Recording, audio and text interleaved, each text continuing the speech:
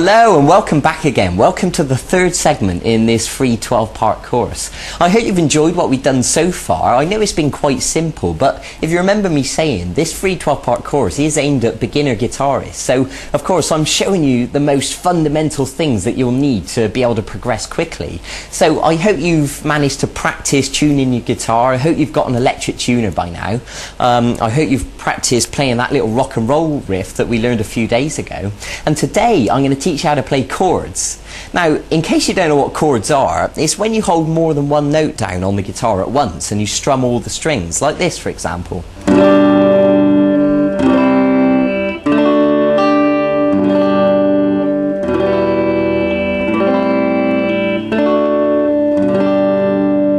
So that was just a few examples of some different chords, and of course the more chords you know, the more flexibility you're going to have to be able to play a variety of different songs. So I think it goes without saying that it's better to learn as many chords as possible, and then you really have got the ability to play more things. And especially if you're the sort of person who enjoys singing as well as playing, then chords are going to be brilliant for you because you'll be able to strum them whilst you sing over the top and it'll sound fantastic. But I want to start today by showing you three chords to begin with. I'm going to show you an E, an A, and a D chord. And these three are what I consider to be the most useful, the most widely used chords. So once you know them, you'll find that they crop up in lots of songs. So it's important that you get to know them right from the start. And then of course, as we progress, you'll learn more and more chords and, you know, we can go from there. But let's start simple. So I want to begin by showing you the E chord. So if you take your first finger and put it onto the third string at fret 1, and then take your middle finger and put it onto the fifth string at fret 2. And then take your third finger and put it onto the fourth string at fret 2. Now if you look at the chord box next to me, you'll see the diagram, you know, if you just need to clarify exactly where the notes go. Now what I'm going to ask you to do is hold down with plenty of pressure and strum the strings. Now ideally all of those notes will sound nice and clear like that, but to be honest I'd be surprised if you get it sounding perfect straight away. It'd be perfectly normal if it sounded more like this at first. Now let me explain some common mistakes that people make when learning chords. What you need to do is make sure you're holding down with the tip of your finger with plenty of pressure, and you need to arch these fingers up, and the reason for that is because you want plenty of space underneath the fingers. What we don't want to happen is for the back of these fingers accidentally to touch the next string and obstruct the note. So when you pluck each of the strings with the plectrum, it should sound nice and clear like that. So if any of these notes sound incorrect, it's probably because you're accidentally touching one of the strings with the back of your fingers accidentally. Okay? So it might take a little bit of work and you'll need to shuffle your fingers around and get used to how to hold down the chord, but eventually you'll get it sounding nice and clear. So that's something to work towards. So the next chord I want to show you is the A chord, and it looks like this. So what I'm going to ask you to do is to put your first finger on the fourth string at fret 2, and the middle finger on the third string at fret 2, and then the third finger on the second string at fret 2.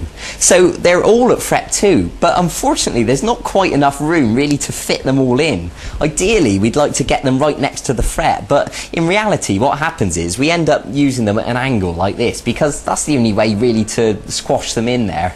And of course everyone's hands are different, you know, if you've got skinny little fingers then you'll probably find it easier. So look at the chord chart next to me just to clarify what notes we're holding down. Now with the A chord we're just going to use 5 strings, and what I mean by that is we're not going to pluck the 6th string, we're just going to pluck the 5th string downwards like this. Okay, now of course like I said before, it would be unusual if you got it sounding perfect straight away. You know, what usually happens, the back of this finger on an A chord accidentally touches the first string. So what I want you to do is make sure that the first string is open correctly as it should be. And if it is, then brilliant. And just pluck those 5 strings again, just to check it's okay.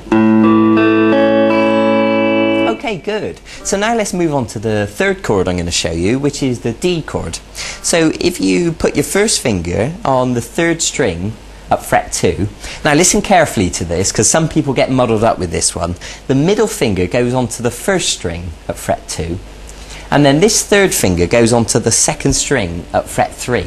Okay? Now the same thing applies, you know, arch these fingers up, hold down with plenty of pressure, and with the D chord we're just going to strum 4 strings. And what I mean is we're not going to pluck these 2 top strings. So 4, 3, 2, 1.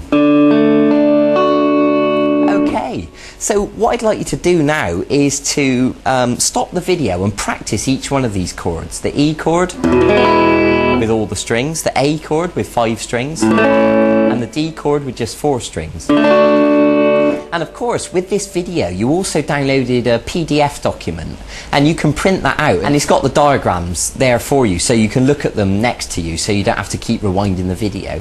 And practice them and get them sounding nice and clear. Now, there's something else I want to tell you. You may have noticed my thumb sort of kind of hanging around here over the top of the guitar, and there is a reason for this. When we're strumming the A chord, for example, we don't want the 6th string to accidentally make a noise. So what I'm doing is gently touching it just a little bit with the thumb, and that's enough just to mute the note, so it stops the 6th string from accidentally making a noise. And then when you strum all the 5 strings, then you know you're only just getting the correct notes that you want. So that's the reason for that.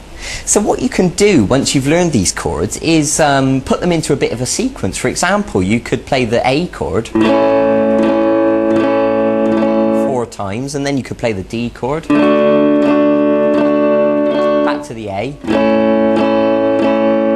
and then the E chord, and then you can do that again.